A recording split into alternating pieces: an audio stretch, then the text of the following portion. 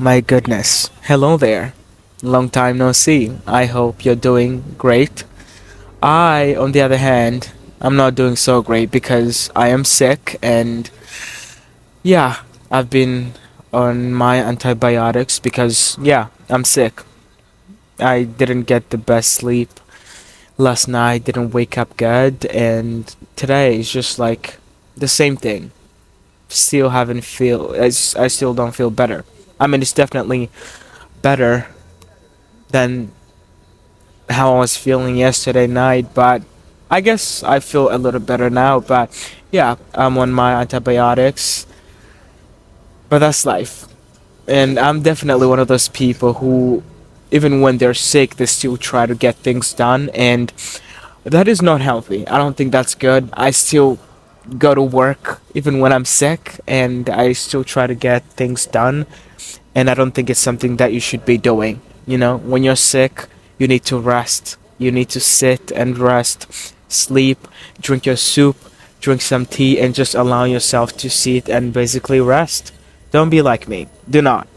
You know, even when I do it, like I know it's not good, but sometimes I just can't help it. I think it's hard for me to be sick and just like sit there and basically let myself do whatever or just simply exist. So if you're one of those people that get sick, you need to basically be able to let yourself simply be and simply exist and just like lay back and drink your soup and your tea and take your medication and just relax until you start to feel better. Then you can go out and do other things. But yeah, anyways, as you seen from the title, today I wanted to talk about a topic that I've really been wanting to talk about for quite a while now, and it's something that I'm passionate about because it's something that I've dealt with, that I've had to deal with for years now, years, and that is, as you've seen from the title, one-sided competition, and yeah, something that I've had to deal with since middle school, from school. It's one-sided competitions because I honestly wouldn't consider myself to be a competitive person. I'm really not. I'm really not. And it's not because I can't be competitive. I can be very competitive when provoked, but naturally I am not a competitive person. I'm not the kind of person that I guess gets out of my way to try and compete with other people, and I think that naturally stems from this place of me deeply believing that there is no any way that somebody can take something that was meant or something that is truly for me from me. I just truly have always believed that there's nothing that somebody can do to take away what's meant for me, whether that is a relationship, a friendship, I mean relationships in general, platonic or not, um, opportunities, careers, opportunities, blessings. It could be anything. It could be anything. I just don't believe that anybody has the power to take away what's truly meant for me or what is supposed to be mine. You cannot take that away from me. So, because of that, and I've always believed that I'm really on my own path. I'm not in a competition with anyone. I'm just not. I'm just not, and something that I've always believed since I was a kid, and I can tell you right now, every single time in the past where I was competitive, and that was mostly in like either school or some sort of like sport. I used to do track, you know? That it was only because I was provoked, and you're a kid, and when you're a kid and somebody provokes you and tell you you can't do this, you can't do that. Of course, you want to prove to them that you can do it. Of course, you want to prove to them that you're better than them. Most especially with like school. I just never been the kind of person to compete. But the moment somebody would try to make me feel like I can't have something, or they can do something better than me, that's when I would get competitive immediately. And I remember these times in school where some kid would provoke me like, you definitely cannot be the first, you definitely cannot uh top the class or get this or score this on a test or an exam, and then I would be like, oh, you think so? Watch me. And then you hit it. And then you top the class.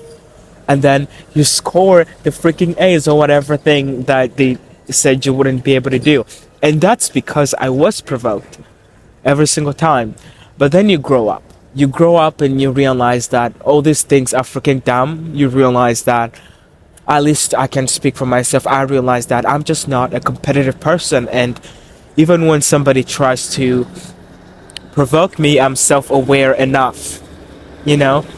Excuse that background noise. I'm outside, filming outside because I don't have anywhere else to film because it's loud everywhere else. So I'm outside in the freezing cold and I'm sick.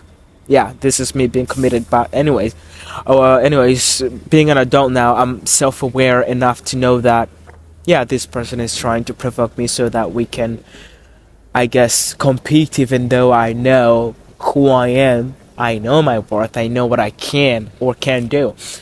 I know what I'm capable of. So when somebody tells me whether I can do something or not, I don't have to prove anything because I know what I can do and what I can't do.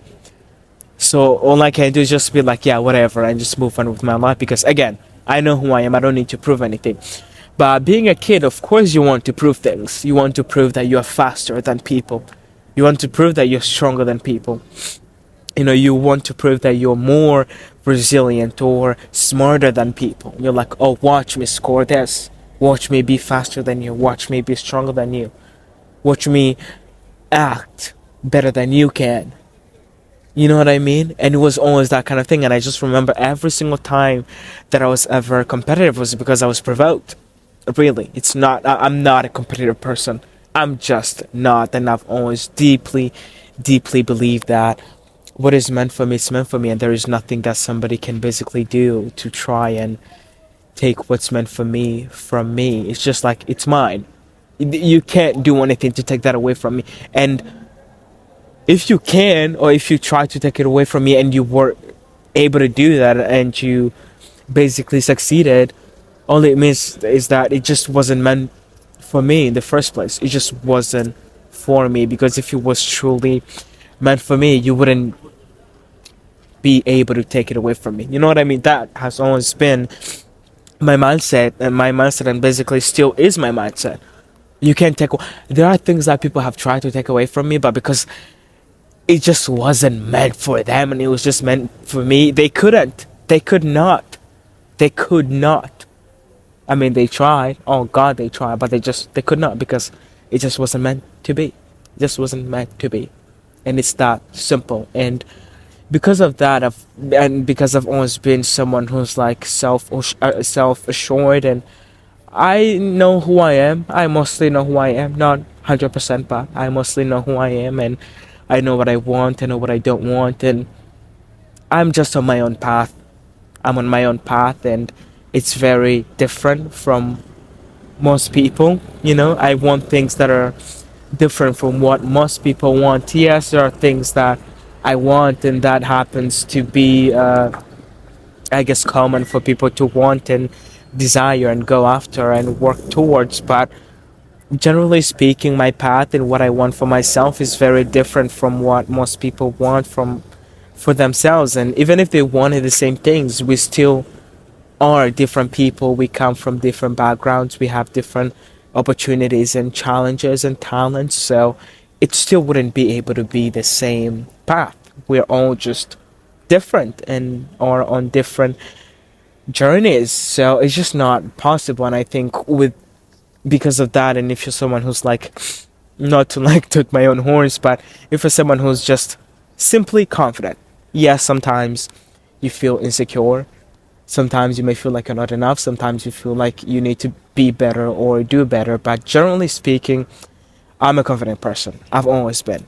It's that simple. And if you're someone who's confident and self-assured and know what they want and who they are and where they want to get to, and is basically doing things every single day to make sure that they get there, some people find that threatening. I don't know. Some people see that as a threat, and they always feel compelled to basically compete with you.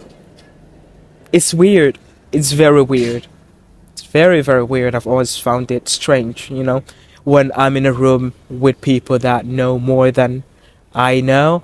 All I want to do is ask them. All I want to do is, I guess, get closer and just like ask questions like, hey, how do you do this? Like, this is cool. Like, you can do this. You're, you have a lot of wisdom and knowledge when it comes to this particular topic or field. Teach me your ways. Tell me how you do it. But with a lot of people that have come across in my own life, it's not that. Most of the time, it's always like, oh, okay, now you're smart or you're confident or you're doing this. Now I feel threatened and I'm automatically in a competition with you. And it's so weird. It's so weird because even when they don't say it, sometimes you feel it, you see it, and it's just weird. And it's like, dude, I am not trying to compete. I am not trying to compete. And then I would just find myself competing, I guess, but then winning and proving to them, like, see, even if I it was a one-sided competition and beef, I was still able to beat you at this, at your own game or whatever. And now I don't want to be a part of this. I just wanted to prove to you that I'm still better than you in this way. And it's not like I'm better than them. It's just like I don't care. Like, it doesn't matter. It really doesn't matter. It's just like, I guess, my way of trying to show, like, see, I was even still able to beat you at this thing. And now I don't want to be a part of it anymore. Do whatever. You can win now. But I just wanted to show you, or I guess prove to you that I'm still good at this. I guess that's my ego doing that sometimes. But yeah, I don't care. I just genuinely, respectfully do not care. I feel like we're all different and we're all on such different journeys, and we don't have I don't know. I'm not the kind of person to feel threatened by anyone. And if somebody knows something that I'm trying to know better than I do, all I get is curious, and I just want to know. I just want to ask them and ask them how they do it, and basically learn. There's no shame in not knowing something. There's no shame in trying to get better at something and failing at something or sucking at something and approaching somebody who does that thing better than you can do it, and basically ask them like, hey, how do you do it? Teach me your ways, show me your ways. And I think it takes a lot of humility to be able to do that, which is something that most people don't have. I think a lot of people are driven by their ego, and including myself. Sometimes I am driven uh, by my ego, but I also have done more than enough work to basically be able to sit with myself and recognize those parts of myself and basically be like, okay, this is pretty messed up. I don't need to be doing this. This is weird. This is coming from my ego. This is coming from this, and basically be able to call myself out whenever those parts of myself start to show up. And I think if we were all able to just sit with ourselves and basically communicate with ourselves and be honest and call ourselves out whenever we do something weird or strange, or I guess start to feel like we're being driven by our ego, or doing things from this place of having a big ego, then we can be able to call ourselves out and be like, okay, this is not right. Let's self-reflect and do something about this. I think we would all just be better. I think we'd all just be stronger, smarter, more successful, more educated in general, and just more talented. But I think the problem is people always see everybody else that knows something more than they do or can do something better than they can do as competition. And it's weird, it's childish, it's stupid, it never gets you anywhere. And yeah, I just wanted to be able to share my thoughts on that and my perspective and basically what I think about it, because there's no point in it. There's no point in it. I don't feel competitive. And it's like, sorry, sorry about that. But, and again, it's not like I can't be competitive. If I'm in a situation where it's like I want something so bad and it's either you win it or I win it, or best believe I'm gonna put that work in and you're not gonna get it. Oh, you're not. I mean, I'm not gonna do anything to like self sabotage, or I'm not gonna do anything bad. It's just gonna be more of I'm doing this work, but also I know you're doing work to also get this thing. I'm wishing you the best of luck. Whoever is meant to have this will have it. But also, I still have that animal in me that's like, yeah, we have to get this. You know, we have to get this. If it's something that I really, really want, of course, I'm gonna do everything that I can, all the work to make sure that I get it. But it's not gonna come from this place of. It's not gonna come from this wicked or bitter place of like if the other person gets it and it's like bitter blah blah blah. No, it's never that way. It's never that way. So yeah, it's just something that I wanted to share. If you're someone who struggles with that and you're competitive in a way that to the point where it's just like not healthy, I think it's time for you to sit with yourself and basically self-reflect and ask yourself where that comes from. And I can assure you that most of the time, I mean, I'm not a therapist, I'm not trying to diagnose you with anything, so take every single thing that I say with a grain of salt, but it mostly comes from this place of insecurity, you know? If you feel like you're nothing and a nobody without that thing, that is not good. That is not good. You know, and mostly it always comes from this place of insecurity most of the time. It always comes from this place of insecurity and this place of basically having no identity because you feel like without that thing you are nothing, you are nobody. But the truth is you are someone, you're somebody. You know, even if you took all those things away, all those goals or those talents, or it could be anything, it could be money, status, wealth, relationship, it could be anything, it could be anything. Even if all those things were to be stripped from you and taken away from you, you still are someone, you know? You still are somebody. And I know that sounds so corny and cliche, but it sounds that way because it's true. You are still somebody even without those things. Even without those things, and that's something that took me years years to learn and basically come to terms with. Yeah, I'm still somebody without these things, you know. I'm still somebody without this thing that I've always succeeded at, even if I guess even if I didn't have it or failed at it now, after years of me always succeeding at it, I'm still somebody, you know. My It doesn't define who I am, it doesn't define my value as a person, as a human being, as a soul experiencing this human uh life, or whatever you want to call this life thing. I'm still somebody without it. I'm still somebody without it. And it's just like never let things define your value as a person. It's never good. It's never good. Even without those things, you're still someone. You're someone with those things or without those things. It really doesn't matter. It doesn't. And I know when you're in the midst of all of that and something that you care so much about, sometimes it can feel like you're nobody without those things. And I'm gonna give you a big example right now. I'm an actor.